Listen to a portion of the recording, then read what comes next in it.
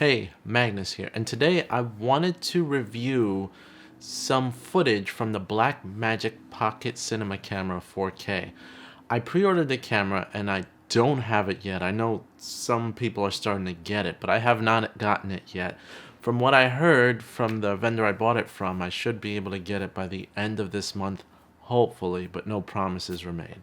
But until then, I wanted to experiment. Now, the Blackmagic records in mainly two formats, the ProRes and Cinema Raw. So when you purchase the Blackmagic Pocket Cinema Camera 4K, it comes with DaVinci Resolve. And basically, it makes it easier to color grade and edit off of that software. It's $300 software, and they're just giving it to you when you purchase the camera. However, my curiosities were, how would it work with Adobe Premiere? I have not used any Blackmagic cinema cameras at all, so this will be my first experience. I wanted to try not only using Cinema Raw, which I've used at least with my 6D. I've been able to record raw off of that, and then other footage that I've gotten that I've had to edit really quick in raw.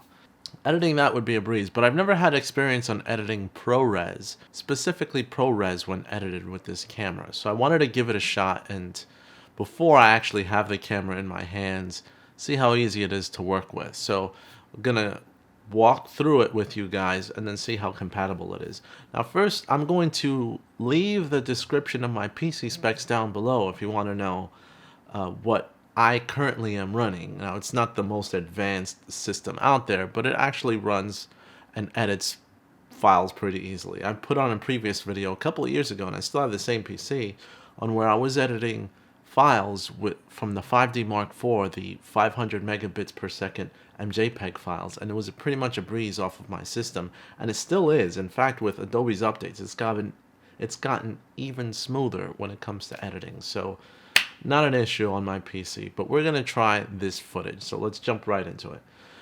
All right, so in my desktop, I imported both versions of footage, ProRes and a RAW footage. I'm gonna start with RAW. Now off the RAW, I just went into the media browser and it had this bike footage. All of these files are set up as a cinema DNG. So what that means is when you open up the files, and I'm kind of double clicking here, you get all of these cinema DNG files, basically raw files. So each frame is its own raw file, and I navigated it through the media browser. It can see and read it as media. Then I right click and imported it, and it came here. So easy peasy. So when it comes to actually playing this footage on my computer, it's 1080p, and it looks like it was recording in slow-mo. I'd say 50 frames per second, and then slow down to, or maybe even faster than 50 frames per second, maybe 100 frames per second, and then slow down to 25 frames per second for this footage. Now, this file in particular is 1080p footage. For some reason, that's what they had to download, and I grabbed it and I uploaded it here, and then I'm like, okay, I'm sure that 4K would probably be a little bit more beefy when it comes to editing and working off of the system. But off of Adobe Premiere, it plays and it scrubs pretty fine. And the advantage of having a RAW file is that you get a flat look, but you also get the ability to change the color temperature in post, and also change the tint and exposure, because it records all that data straight from the camera and it gives it to you. So it's like 13 stops of dynamic range that I have. So if I want to make this extra cool, I'll just freeze up the footage, or if I want to make it pretty much how it was shot at 5600 Kelvin, so that's how it looks. And then I know I have the added flexibility. If I add like 2 stops of exposure, obviously it looks a mess, or underexpose it by 2 shots. Looks a mess, but I at least have the ability to do that because the camera recorded all of that information.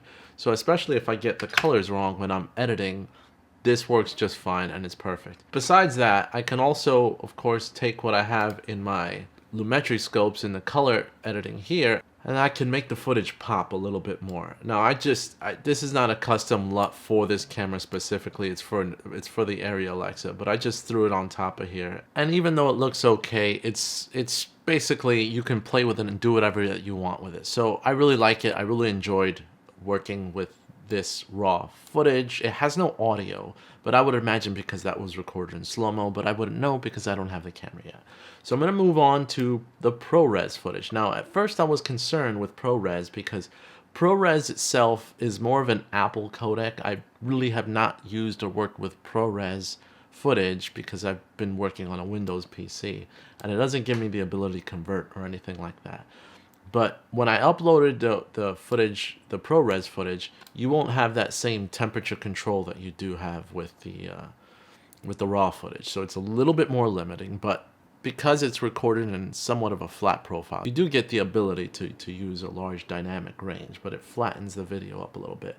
But you get so much color information off of that ProRes footage, it should still work to your advantage. Now, from what you can see, it still jumps a little bit.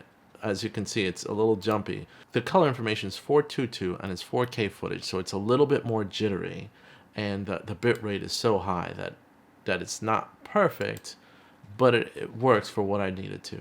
Now, you still have a lot of flexibility to kind of adjust what you have and what you need.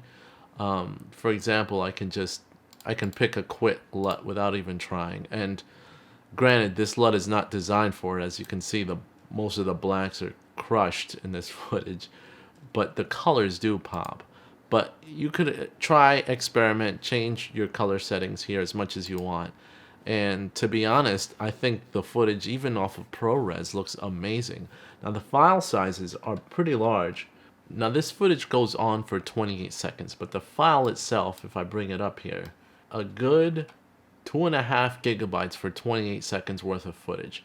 Damn near 800 megabits per second.